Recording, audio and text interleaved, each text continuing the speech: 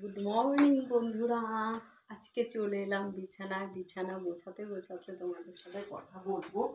তো সেই কারণে একটু দেরি হয়ে গেল, বুঝেছো? আজকে অনেক দেরি হয়ে গেল, প্রচুর দেরি হয়ে গেল। অন্যদিন সব হয়ে যায় 10টার মধ্যে, কিন্তু আজকে আর হলো না, বুঝেছো? খুব দেরি হয়ে গেল কাজে।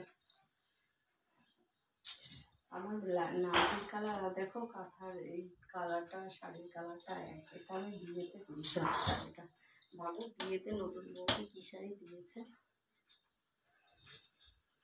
আর এটা হচ্ছে পাতলা কম্বল। সেই কম্বলটা, পাতলা কম্বলগুলো বেশ এই শীত হালকা ঠান্ডা বেশ ভালো লাগে গায়ে দিতে, বলো? ভীষণই ভালো লাগে।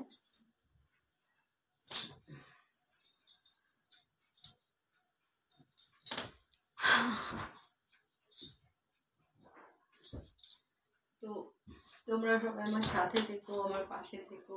অবশ্যই আমাকে ভালোবাসা দিও। তোমাদের ভালোবাসা পাওয়ার জন্যই ভিডিও করি। তোমাদের যেটা বারবার বলেছি যে তোমরা আমাকে ভালোবাসা দিও, ভালোবাসা দিয়ে আমার সাথে থেকো। অনেক অনেক ভালোবাসা দিও, ঠিক আছে? তোমাদের ভালোবাসা না পেলে কী করে এগোবো বলো তো সামনের দিকে?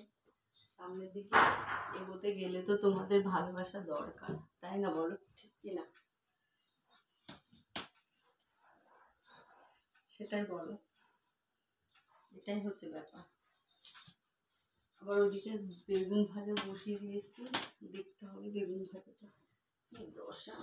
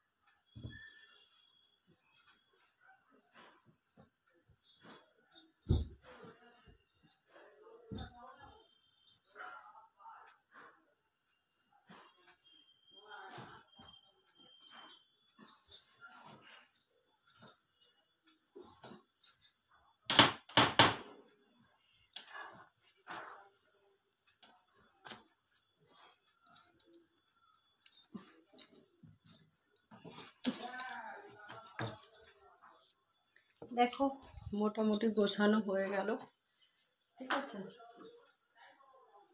মোটামুটি গোছানো কমপ্লিট, আর একটুখানি বাকি আছে।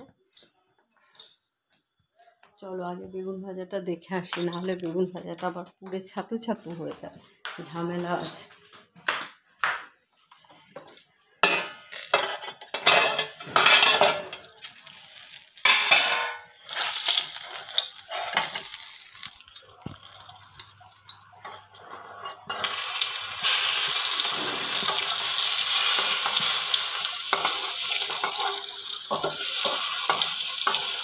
বেগুন ভাজা না, বেগুন পোড়া হয়ে গেছে, বুঝেছো?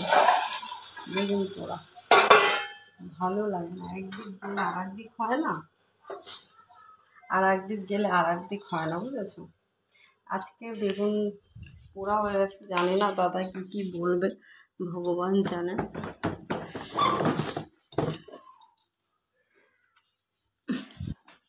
আচ্ছা, বেগুনটা খুব পোকা হয়েছে, দেখো দেখো কেমন পোকা হয়েছে, ভীষণ পোকা হয়ে গেছে।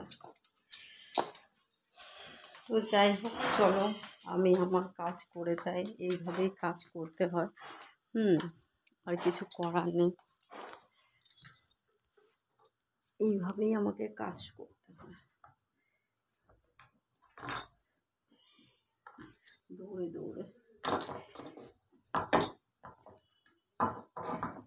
এখানে না বুঝে দেওয়া খুব মুশকিল।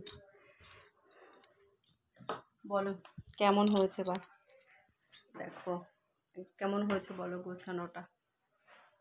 বিছানা গোছানো হয়ে গেছে কমপ্লিট। এটাই হচ্ছে আমার বিছানা, এটা হচ্ছে আমার ঘর। তো টাটা।